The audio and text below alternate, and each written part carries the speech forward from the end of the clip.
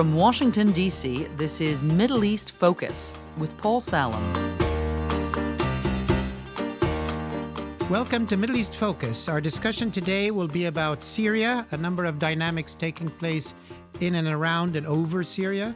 One is the U.S. strike in retaliation to chemical weapons use. Two is issues relating to the long-term strategy of the U.S. in northeast Syria and talk of an Arab force. And thirdly, escalating tension between Israel and Iran over Syria. A lot to cover and discuss with my two guests today. Joining us by Skype is our non-resident senior fellow and last U.S. ambassador to Syria, Robert Ford. Robert, thank you for joining us. My pleasure. And with me in the studio is our good friend Charles Lister, who's MEI's director of our Extremism and Counterterrorism Project. Charles, thanks for joining us. You're welcome. Robert, let me start with you. This issue of Syria's use of chemical weapons is not new. If you could tell us a few things about your experience on two fronts. One, the Syrian government's strategy of use or non-use of chemical weapons and how the U.S. dealt with it under Obama and why it's different now. I think the key things to know are that, number one, the Assad government has a manpower shortage. It's after 7 years of fighting, there has been terrible attrition within the ranks of the Syrian armed forces. And so there is a need to compensate for that manpower shortage by using things such as air raids and also, from time to time, chemical weapons. Twice, United Nations and expert teams from the Organization to Prohibit Chemical Warfare, based in the Netherlands, these UN OPCW teams have issued reports saying that the Assad government has used chemical weapons. One report cited incidents in 2015. The other report cited incident in 2017 at Khan Sheikhoun. So the Assad government has a verified track record. It has a military incentive to use chemical weapons. And the question before American policymakers and those of like-minded states, such as Britain and France, is how to deter the Assad government from using chemical weapons again. Well, let me ask a question about, again, the Assad regime. I mean, of course, they know that the Trump administration, at least, did strike a few months ago when there was a use, and they might have expected that the U.S. would strike again. What's the calculation there? Do they simply feel they need to use these weapons so they'll just take the strike, but they have to do it? Or are they goading the U.S. in a way to embarrass it or exhaust it? Do you think there's a calculation there? Well, I don't think their objective is to embarrass the United States. They have bigger problems. Their objective, I think, is to retake all of Syria bit by bit by bit, very slowly, gradually. And chemical weapons are part of the military arsenal they use in this effort to recapture all of Syria. The way the Syrian government works, and it was the same under the father, Hafez al-Assad, is they are always testing the edge of the envelope. They are testing where is the red line exactly. Hafez al-Assad played cat and mouse with the Israeli government in the early 1980s with the placement of anti-aircraft missile batteries in the Bekaa Valley in Lebanon. Mm-hmm. The son is doing sort of the same thing with the Americans and chemical weapons. The Americans react when you use nerve agents like sarin. So how about chlorine gas? And they sort of are constantly testing where is the American red line on chemical weapons, because they need chemical weapons to compensate for that manpower shortage that I mentioned. Charles, in terms of opposition forces, have they used chemical weapons in the past? Are they occasionally using them now? And is it absolutely certain that this was the regime that used chemical weapons in this case? Well, so far as I'm aware, none of the international investigations that Robert referenced found any evidence of opposition. And by using the term opposition, I mean sort of mainstream opposition groups other than ISIS. They found no evidence that any opposition groups had used chemical weapons in all of the various attacks that the OPCW investigated. That doesn't mean there haven't been allegations, but it does mean that none of those allegations have ever been founded with verifiable and expert evidence. There is an exception to that in the ISIS case, which has been widely accused of using chemical weapons. And if I may, where did ISIS get the chemical weapons? I imagine from government stockpiles? I assume from government stockpiles, and also there's a potential that they could have manufactured a very basic, chemical weapons production capacity of their own. And those accusations span both Iraq and Syria.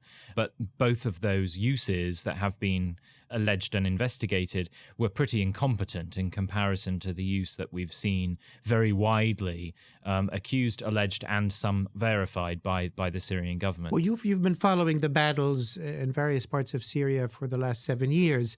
What do you sort of conclude? When does the regime use chemical weapons? As Ambassador Ford was saying, it's probably just part of their arsenal when they feel they need it. How would you, examine that or explain it with more detail? Yeah, well, I mean, chemical weapons in a broadest sense of the term, which includes chlorine gas, which is industrially and commercially available, have been used as pressure points at critical times in critical battles of strategic importance. So in this case, in Duma, in Eastern Ghouta, we now know very obviously, very clearly, that chemical attack incurred an almost immediate opposition surrender and then evacuation of that area, and thus a major strategic regime victory. So it was effective. So it wasn't just effective; it worked. I mean, that was it. It equaled government success, and by extension, Russian success. In Khan Sheikhoun last year, similarly, it was used at a particularly important pressure point, in which case opposition forces were fighting nearby on a very sensitive regime front line, and Khan Sheikhoun was the town in which that offensive was being used to reinforce and send weapons and armaments to that front line. Khan Sheikhoun was hit, and then immediately that front line stopped operating from an opposition perspective. Well, you mentioned the Russians, and I wanted to ask you on this. I mean, when we'll be talking about the Iranian use of a drone against Israel, and the Russians apparently either couldn't stop it or didn't know about it or something like that. And the assumption was that the Russians didn't want the Iranians to do that. In the case of the use of chemical weapons by the Assad regime, what's your read? Is it something that the Russians, would want the Assad regime not to do in order not to involve the U.S., or are they happily in cahoots with it? It's a really puzzling question. When it comes to the most recent attack, which gained all of these international headlines, the Russian military was intrinsically involved in the operation to take East Ghouta.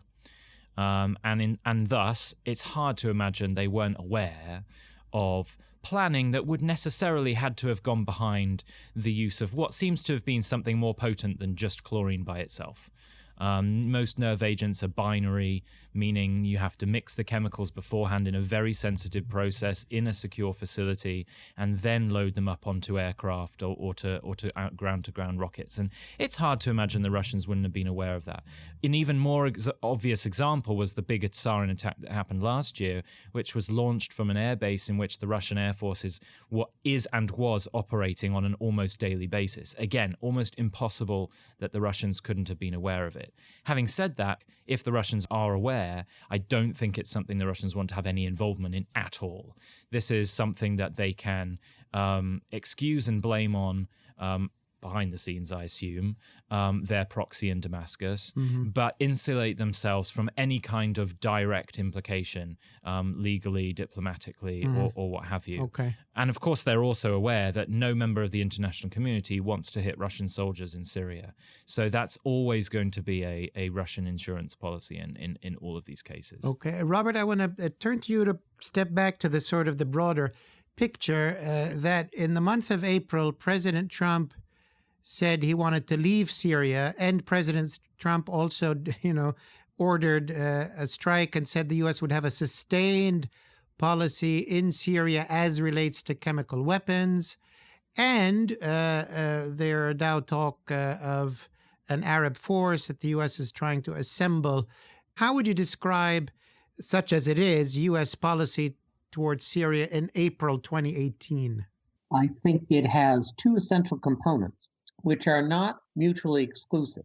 The first component is a desire to grind ISIS down to the point where it can be contained locally in eastern Syria, and therefore American forces can leave. Donald Trump, as far back as the 2016 presidential election campaign, said he did not want the United States involved in nation building, and I don't think he wants American forces involved in nation building light in eastern Syria. He wants the troops out. This invitation to Arab states to go in and fill the space where the Americans were before, I think fits in that context. But I think for listeners, the important thing to understand is that Donald Trump really and truly does want to get American troops out of eastern Syria. There's a second policy component, Paul, which is, and it's distinct, it's separate from eastern Syria and the American forces, and that is when the president sees these images on television of choking children and civilian casualties, I think it moves him. And his advisors, maybe the president thinks this deeply too, are concerned that an international norm against the use of chemical weapons is eroding. And they want to reinforce that norm so that dictators in other countries, whether it be Omar al-Bashir in Sudan or Kim Jong-un in North Korea, wherever it is, don't think that they too, like Bashar al-Assad, can get away with using chemical weapons. And so they're striking at Assad, trying to deter him from using chemical weapons again. But that's a very narrow focus, only on chemical weapons use. It has nothing to do with the broader Syrian civil war, for which I think the Trump administration, like the Obama administration, really has no policy and has no strategy. Now, in order to get U.S. troops out of the Northeast, the administration is apparently trying to put together an Arab force and reaching out to Egypt, Bahrain, Jordan, Kuwait, Oman, Qatar, Saudi, UAE, to sort of replace U.S. troops. You were a diplomat for many years, working in the region. How realistic is this? How far do you think this effort might get? Well, my understanding is that logistically, to do such a thing requires an enormous amount of planning, everything from whose forces are going to do what missions to whose forces are going to be in which location to who is going to be responsible for undertaking the following military taskings, whether it be search and rescue or reconnaissance or delivering the mail or bringing in the food, or it's an enormous undertaking. And the diplomatic spade work to do this, which involves both the State Department and the Defense Department, would be a huge task. It's not something that one or two people can do in a week. And so my understanding, Paul, is that this is just at a very preliminary stage, and it will require some policy decisions from the Trump administration, including what responsibilities, what missions would a residual American force still on the ground in Syria be responsible for doing. You know, you may remember, Paul, when the Jordanian Air Force said that it would conduct combat missions over Syria against the Islamic State, the Americans promised the Jordanians that the Americans would be responsible for search and rescue missions if a Jordanian plane was shot down. And when the Jordanians lost their pilot, there was some recrimination in the Jordanian government against the Americans for being slow launching that search and rescue operation. This is the kind of detail that is going to have to be ironed out before forces will deploy into eastern Syria, I think. Thank you, Robert. Charles, in the time remaining, I want to talk about, while all of this is happening, Israel and Iran might be coming close to war. There were clashes a few weeks ago. There's been attacks even more recently, statements from Hezbollah and others.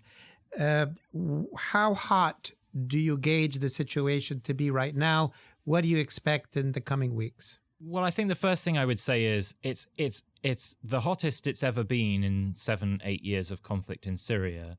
But we're still at the point at which both sides are trying to deter the other, but they're trying to deter the other in increasingly risky and aggressive ways. One of the most significant indications I've seen in just the last few days of how serious things have become is the extent to which the Israeli military and intelligence infrastructure has started to release sensitive classified information, detailing in very specific ways individuals within the IRGC and specific systems that have been shipped into Syria directly from Iran, specific facilities in Syria run by the IRGC. Now, when the Israelis start to do this, I think it's a pretty sure sign that they're sending a very serious signal to Iran and anyone they deem to have influence over Iran, that they are watching things extremely closely and in a very, very serious way. The Israelis have also taken more and more risks in striking out on Iranian targets, and we've seen the implications of some of those risks. One of those was a shot down Israeli F-16 and all of the implications that has. But the indication now that Iran has 5 independent military facilities in Syria, that it's attempting to establish its own independent air defense network in Syria, that the ground proxy militia force component is deemed an existential threat to part of the Israeli border along the Golan. All of these things and more, I think, imply that, as I say, it's the hottest it's ever been. Neither side wants to do anything that risks an uncontrollable spiral into an uncontrollable conflict. But neither side can afford not to do anything and to back down from this dynamic. And I think that's the real danger that we see ourselves seeing right now. And I mean, I want to take advantage of your presence also. I mean, we're talking a lot about Israel and Iran and Russia, the U.S. And I want to just get your views for a moment on where the remaining Syrian armed opposition, not the Jabhat al-Nusra and ISIS, but the more mainstream opposition, how are they reading where they are now, given all that's going on? Well, they're caught between a rock and a hard place. They don't have much that they can be doing right now other than following the instructions of their direct, commanders outside of the country. I'm talking governments here. One of the interesting things reported just in the last 24 hours is that the Free Syrian Army's southern front in southern Syria received a direct message from the U.S. Embassy in Jordan warning them against any military action against the regime, and that comes amidst widespread rumors that the regime's preparing for a big offensive into southern Syria. And the U.S. Embassy basically said, don't you dare do anything to fight the regime in the south, because that will then catalyze the regime to launch its own operations, and we will do nothing to protect you. A very strong message to the opposition in the south to basically just sit still for a bit longer, and they've already been sat still for nearly a year and a half now. In northwestern Syria, there's probably the only other durable pocket of mainstream opposition activity. There, they are wholeheartedly under the control of the Turkish government and effectively doing Turkey's bidding. Turkey is balancing a variety of different armed actors in the northwest against each other in such a way, I think, as Ankara hopes to be able to play them all off against each other in such a way as then Turkey controls the northwest. It's an extremely dangerous strategy that the Turks are employing in the northwest. It's by no means necessarily going to be successful. One of the actors they're trying to control is the former al-Qaeda affiliate, now known as Hayat Tahrir Sham. They're not just trying to control it, but they're also trying to break it apart into more manageable components. And in addition to that, the opposition is now fighting this group, HTS, and HTS is confronting the official al-Qaeda presence in northwestern Syria as well. So it's not only fallen under the control of the Turkish government, but it's also got extremely complicated, even more so than it was before, and a lot of interfactional strife going on. The only other component I would add into that mix is the fact that the defeat of opposition activity in East Ghouta And now the surrender of different opposition forces further outside of Damascus is seeing a new influx, not just of IDPs and civilians, into this broader northwestern territory that falls under Turkish influence, but also an influx of opposition fighters who have long fought in southern Syria, most of whom have a very anti-Al-Qaeda and anti-HTS Nusra stance. That could be a whole new element in this broader equation in the Northwest, yeah. in the Northwest of determining basically who comes out on top as Turkey's favored partner. Is it HTS or is it the more mainstream opposition? Thank you, Charles. Robert, I want to end with you. You have the great advantage of not living in Washington, D.C., and I want to ask you, how does the whole U.S. involvement in Syria look to U.S. citizens that are not engaged in this day-to-day issue? How much interest, how much knowledge, how do you situate U.S. public opinion in this policy question? During the last 2 months, I've given talks in Chicago, in multiple cities in Florida, in Texas, in New York, in Boston. I'm going out next week to California. Every audience I speak with, without exception, the huge majority of people who come and hear me oppose getting more deeply involved in the Syrian civil war. And I don't mean like 60-40. I mean like in a room full of 200 people, maybe 2 or 3 people raise their hands and say we ought to be doing more. And those few who do raise their hands and speak up usually want to do it on behalf of the Syrian Kurds who have fought with us against the Islamic State, against ISIS. Mm-hmm. I think most Americans find the Syrian civil war very difficult to follow, very complicated, and there's a general sense from them that after all the problems in Iraq, going back in to fight another war in the same area just makes no sense. They're much more interested in the U.S. government focusing its attention and focusing its resources on issues closer to home in the United States. Thank you, Robert. That concludes the time that we have today. I'm sure the Syrian conflict and U.S. and other policies toward it will continue to be a matter of concern, and things we'll address in this podcast and other outputs of the Middle East Institute. I want to thank my 2 guests, former Ambassador Robert Ford, Senior Fellow at MEI. Robert, thanks for joining us. And here in MEI, Charles Lister, Director of our Extremism and Counterterrorism Project. Charles, thanks to you. And I do want to thank, which I don't do often enough, our Communications Director, Scott Zucchi, who puts all of these podcasts together. Thank you, Scott, for all of that. And thank you, our audience, for tuning in and listening. And we hope to see you next week. This has been a presentation of the Middle East Institute. To support MEI's programs and podcasts, please donate at www.mei.edu. Thank you for your support.